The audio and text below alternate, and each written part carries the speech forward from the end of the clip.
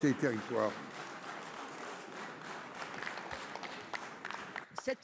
Cette question s'adressait à Madame la ministre de la Culture et de l'Information, qui malheureusement est absente.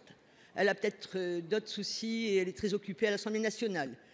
Ce week-end, dans une interview au journal Parisien, Madame la ministre a tenté de justifier la création d'une holding exécutive à la tête de l'audiovisuel public.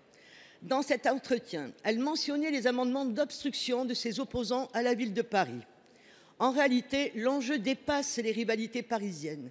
Dans tous les territoires, à l'étranger et même chez les prédécesseurs, cette réforme inquiète. Hier, en commission à l'Assemblée nationale, les tensions étaient vives. L'information n'est pas un bien comme les autres. Nos chaînes publiques sont des biens communs qui participent au pluralisme et à la diversité culturelle à travers le monde. Madame la ministre affirmait que cette réforme tient compte des nombreuses consultations des syndicats. Je voudrais bien savoir lesquels, ceux qui manifestent depuis 2015 ou ceux qui étaient en grève ces 2 derniers jours. Lundi soir, à la Bourse du Travail où ils étaient réunis, leur inquiétude était palpable.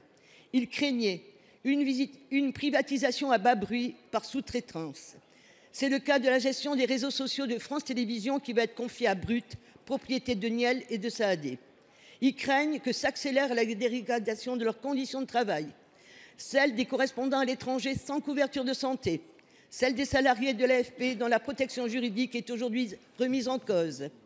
Ils craignent en définitive que cette réforme aboutisse à renforcer l'autocensure au sein des rédactions, que les chaînes publiques désertent les sujets sensibles, les bombardements à Gaza, les procédures judiciaires, celles des parlementaires, d'anciens présidents, de futures ex-candidates, de ministres de l'Intérieur et de la Culture.